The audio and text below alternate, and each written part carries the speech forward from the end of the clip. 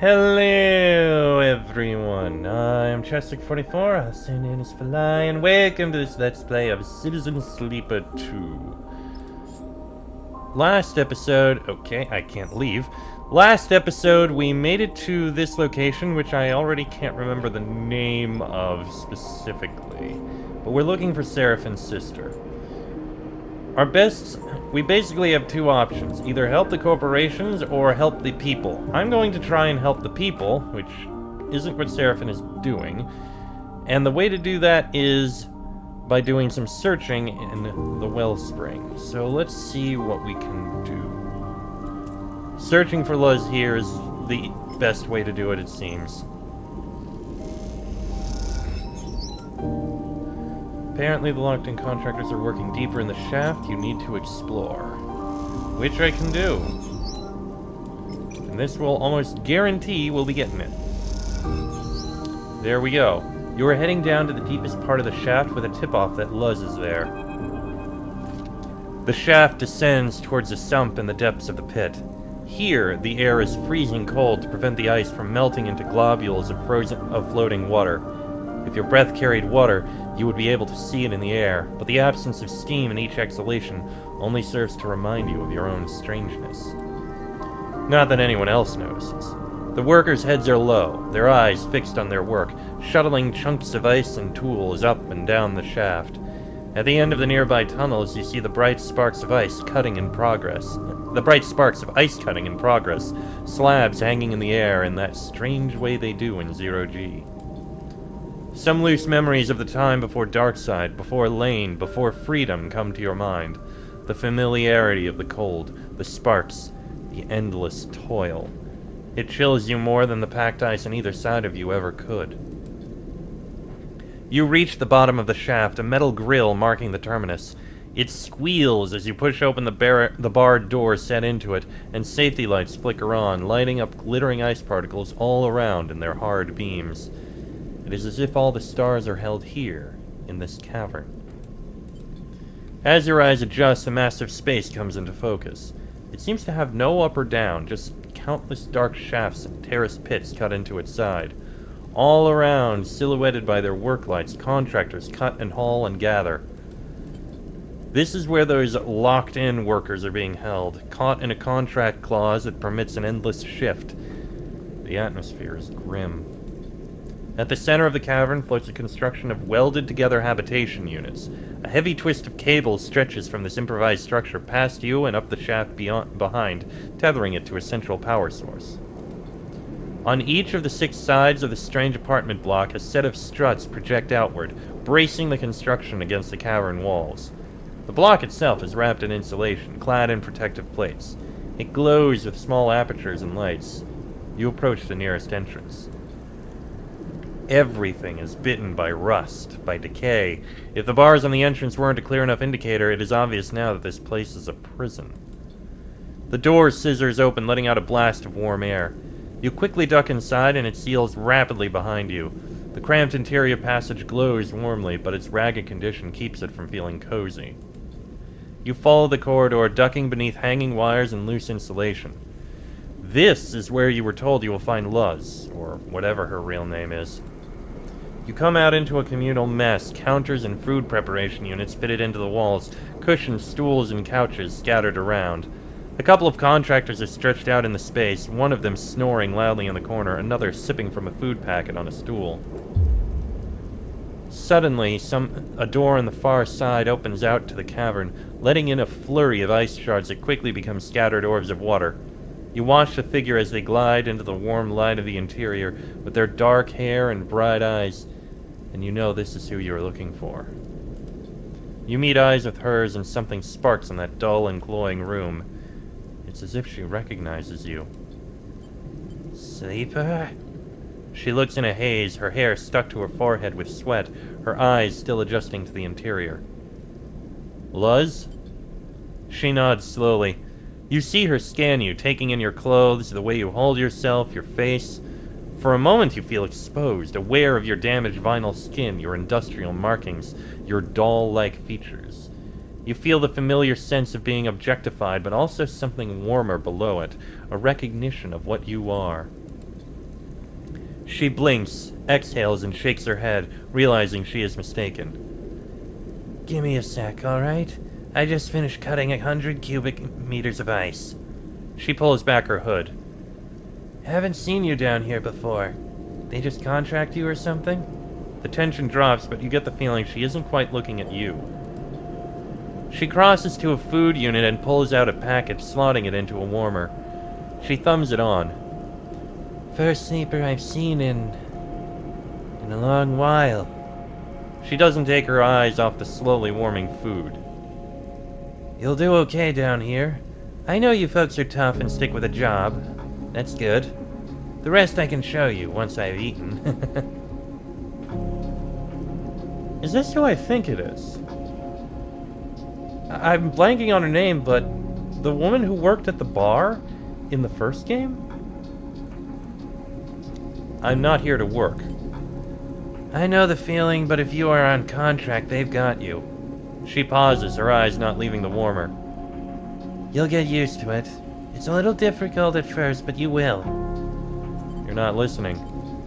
She turns to face you, and you see a wet shine to her eyes. What are you going on about? You realize what you need to tell her. Seraphin is on Wellspring. The warmer chimes to let her know the food packet is ready, but she doesn't seem to notice. Seraphin? Here? Not here, at the cut. She nods and then shakes her head. Well, if he trusts you with his name, I guess I should trust you with mine. She comes closer. I'm Tala. She smiles a warm smile.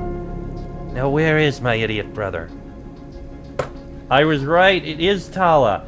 When I heard it was supposed to be his sister, I thought for a while ago, because I remembered Tala was coming out here to look for her brother.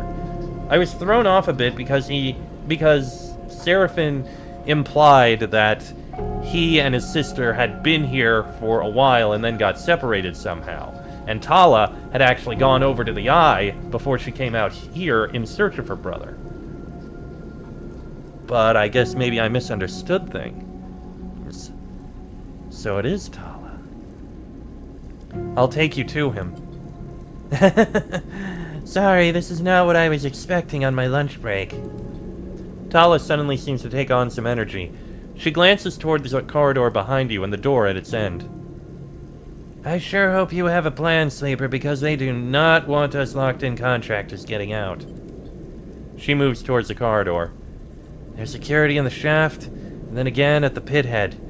You must have passed through the checkpoint at the entrance, too. I doubt we can bypass all of those. She turns back, grabs her food packet, smiles at you, and shepherds you towards the corridor. You could run a distraction, maybe? Or is Sarah on that already? You are slightly taken aback by her sudden change. We don't actually... A blaring alarm sounds inside the habitation module, loud enough to wake the sleeping contractor with a start. You and Tala exchange glances. Surely this can't be for you. Tala rushes down the corridor and tears open the door at the far end, with you following close behind. The ice scatters, glittering in the interior light. The cavern is in chaos. You see dark-suited Lodic security wrestling with contractors lit by flashing red alerts. More contractors are closing in through the door and the grill you entered from, carrying bulky equipment. The equipment is blaring out a voice, Kirk's voice echoing around the cavern. A look of panic crosses Tala's face. A general strike is now in effect. All contractors should down tools and hold in place. Extraction will cease until our terms are met. Kirk's voice distorts and shifts. We have blockaded all traffic to and from Wellspring. We seek the resignation of the Syndicate's leadership and for a new Workers' Council to be installed in its place. This cycle, we will shut down the shaft. Any worker not willing to strike should leave now. There's a screech of noise and the message begins repeating. You watch as the security are pushed back towards the grill, outnumbered by the gathering workers. Tala looks at you for guidance. Well, now's our chance. Tala looks around the cavern, the red light reflecting her wide eyes. I need to stay. I won't abandon the others. What about Seraphin? Tell my brother what's happening. Tell him I'm not leaving until all of us are free. Tala backs away, glancing over her shoulder at the others. You see them gathering their tools and taking them to be locked away in the hab module. I need to see this through, Sleeper, and you need to go. Find Seraphim. Do what you can from out there. Help us change this place. And with that, she turns and glides off towards the others. You turn and head for the grill as quickly as you can, the way now cleared out by the contractors, the handful of loaded security pushed back up to somewhere near the pit head. As you ascend, other contractors shooting you dark looks as you do, you realize you have to speak with Kirk. Oh. You find Kirk at the pit head, directing contractors to barricade the entry points to the mine. So you took my advice. Good. Kirk smiles. We're glad to have you as an ally here, Sleeper. Well, you could have warned me. The entirety of Wellspring is at stake here. This is not about individuals. The Syndicate was arrogant. They did not believe we could do this. Kirk gestures towards the contractors welding plating across the checkpoints. But we far outnumber them. Their monopoly ends here. How can I help? Kirk leads you a little way away from the contractors. If you want to free those like Seraphim's sister, I will need your help. We have ships, but not many, and the Syndicate still has tankers in operation. Our blockade is not complete. The debris field between here and the far spindle remains open. We need another tanker to occupy it and dissuade the Syndicate from trying to pass. All of our ships are in use, but your ship and your crew could help us take a tanker and secure the blockade. Hang on, you want me to storm a tanker? This will not be an assault. The tanker, the Headstream, has been held outside Wellspring for many cycles. The crew is tired and sympathetic to our cause. We'll just give them a nudge. Your ship will pose as an in-distress trader trapped inside the debris field. When the Headstream is obliged to rescue, we will board and encourage the crew to take control. We? You think I wouldn't come? I'm key to our success. Kirk folds his arms across his chest. Will you do it? I will. I knew you would. I'm glad to have you in our cause, Sleeper. Suddenly, Kirk puts two fingers in his mouth and blasts out a shrill whistle. A contractor quickly approaches with a large box, the front marked by screens and dials, and the back by loose cables. You will need this HasNav unit to navigate the debris field. He nods at the contractor. Jens here will install it in your ship. Consider it a gift, from our cause to yours. He nods once more and Jens passes by you, heading for the lift to the docking ring with your new module. I will provide the Headstream's coordinates. He moves away towards the contractor still working on the checkpoints. And I will wait for your word. You leave the pit head behind, your mind racing. You do not know how you have ended up in the middle of all this, but you know that it will be up to you to pilot your way out. Sleeper! Seraphim comes up the passage towards you. What's happening? I heard the pit head is being taken over by Kirk's guys?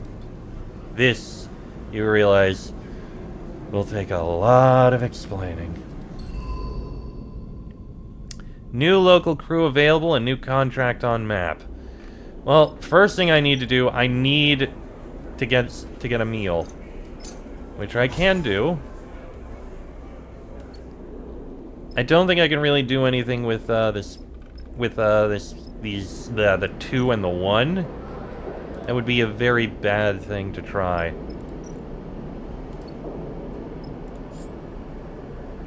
And that's where I'm going to need to do. Well, the good news is we're fine on fuel. We don't really need to get more. Supplies, however, that's going to be something we need to work on. You know what? Let me see if I can do something with the 2 and the 1. Alright, components, scrap components. Nothing there. Depot shift would not really help very much. Cutwater shift, I mean, I have a chance. It is dangerous.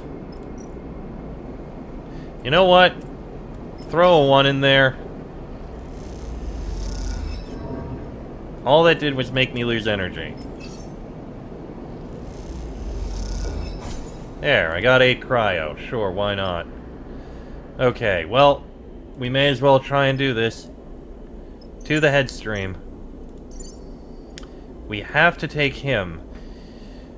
So, Yujin would not be a good idea. Junie is twice on that. I think I'll take Bliss. Bliss would be able to satisfy things that we can't do. Well, no, those are things we can do. Kirk is the one satisfying things we can't do. Let's travel.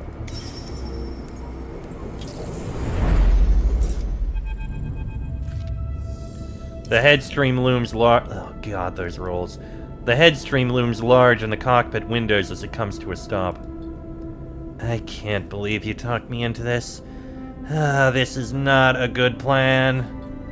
Convincing Seraphin to take Kirk out to this Lodic freighter wasn't exactly easy, but with the pithead on lockdown, there really weren't any other options. A voice crackles over Seraphin's terminal, loud enough to hear, but quiet enough that you can't pick out what is being said. What are they saying? Seraphin glances back over his shoulder at you. They're telling us to prepare for docking. He swallows nervously and turns back to the console. Good. Keep them talking. You look behind you to see Kirk floating by the doorway. Seraphin flicks the comm switch and begins speaking to the Lodic ship, thanking them for responding to the distress signal, trying his best to play the part of the nervous trader suffering an engine failure in a debris field.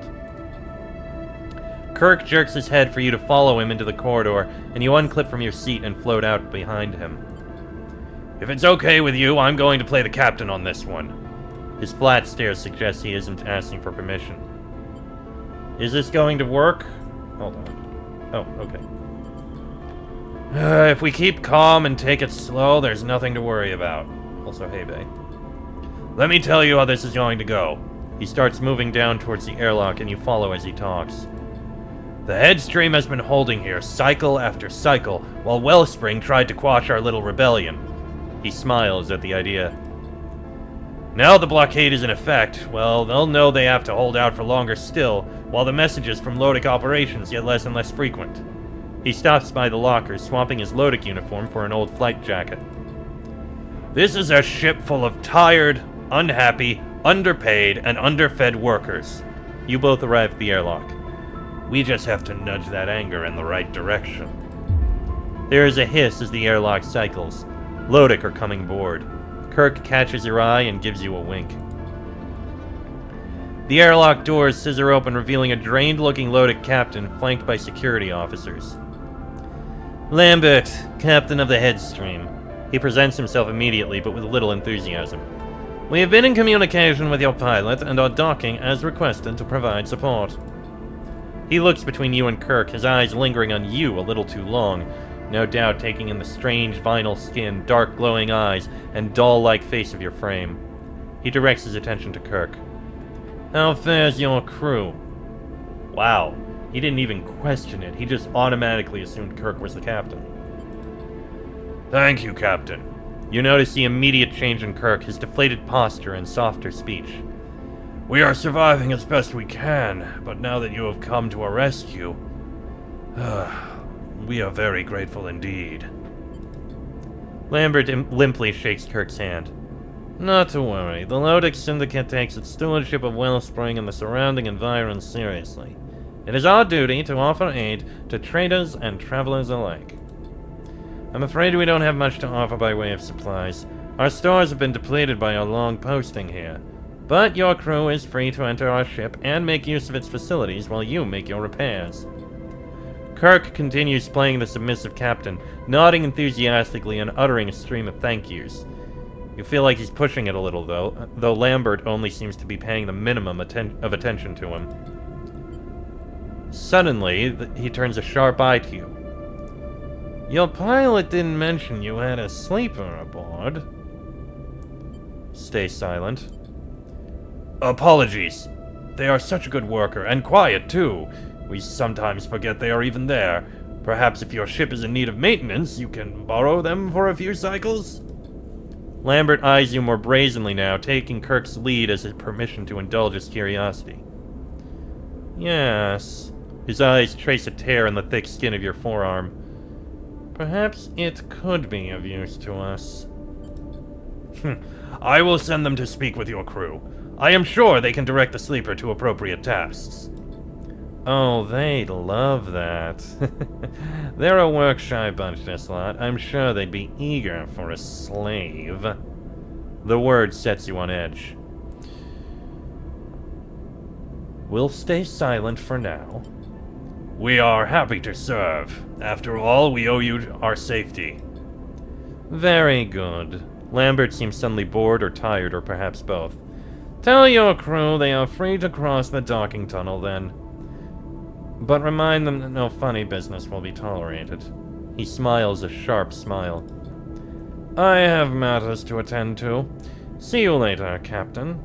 And with that, Lambert heads back down the tunnel, still flanked by his 2 silent security officers. Kirk waits until he is out of sight to turn to you. Good. Well held, Sleeper. I thought from the look of in your eye you were going to knock him out. I know the job. Glad to hear it. Kirk stares down the corridor. Because this dickhead won't hesitate to cut us loose in the debris field if we push him. Trust me. Hey, geek. Kirk squeezes your shoulder. Shall we go meet this crew? See what their opinions are on Lotik's administration. With a captain like that, I doubt they'll be very positive. So let's see. We got the engine room. Turning each section of the crew against their captain is a job, and it isn't going to be an easy one. The engineering staff of the Headstream are already in doubt about their captain. We can sabotage the engines. Nothing spreads discontent more than malfunctioning engines, but you'll have to be subtle in your sabotage. And engine criticized contacts. Engine room crews are always the worst paid. A little bit of contract discussion should spread discontent. Interesting. And Lotic stress. That's worrying. Navigation control.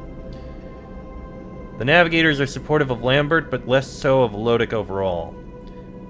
The situation on Wellspring is untenable. You just need to get the nav techs to realize that on their own, or falsify data. False data in the system will lead to frustration and mistakes in the bridge text, if you can plant it without being seen. I should be able to. And we have payload ops. Operations have been poorly treated by Lotic. They're ready for alternatives. We can discuss the war. Lotic are trying to profit from the war and their monopoly on water. The cargo crews just need some encouragement to see it. And a leaking payload means the cargo crew will be on edge all cycle. Just don't get caught messing with the tanks. So I need to do this for all 3 of them, but I need to be careful of the Lotic stress. That will be a problem. This seems like it will be easiest for me to do. I can even falsify data relatively reasonably. But I can toss a 6 into here to sabotage the engines. Guaranteed positive. That's only 2. Ugh, that is not as good as I thought it would be. All these 2s and 1s are absolutely terrible. I can use this 3 to falsify data. That helps. And I can do things with this as well. Uh-oh. New crisis location. Let's see. Comms array. The Headstream crew has started sending updates on the growing tensions to Wellspring. This is trouble. Cutting the ship's comms is a drastic move, but if they get word of a mutiny out to Wellspring, you're in trouble. There's not much I'm going to be able to do. I have to get this cut. That gave stress. But if all it does is give stress, and this is kind of what I have to do.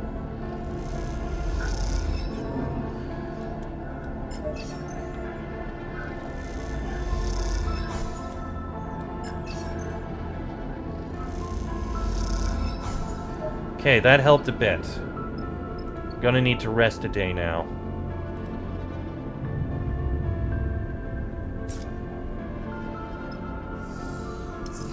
+1 per cycle, we need to get rid of that now. I have a 5. I can use that here to sabotage the comms some more. And Bliss, use your 1. It's risky, but... Damn it. Fine. Use your 3. Can't believe I have even more 1s. There.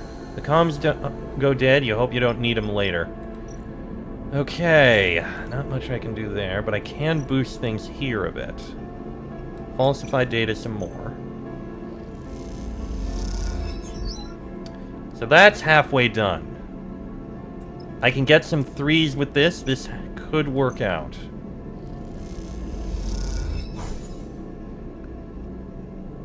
That's more loadic stress. This is rough.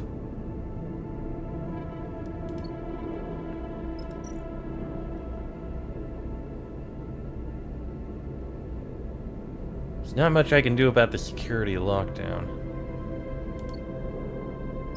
I have at least started here.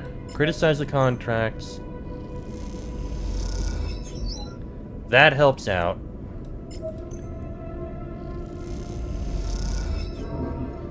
Loadic stress. God damn it. I can't do much here.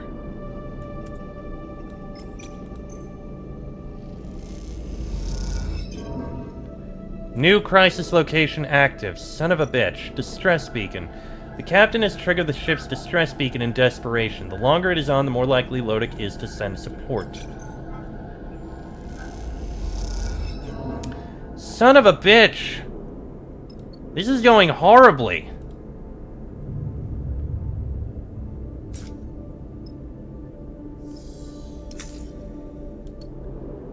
More horrible rolls. Why am I getting so many bad rolls?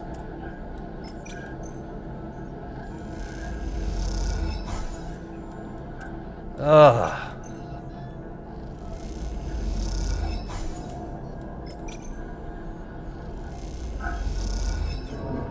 More stress. This is bad. I'm the only one who can get these rolls. I have to. Please work. God damn it. Use your 2.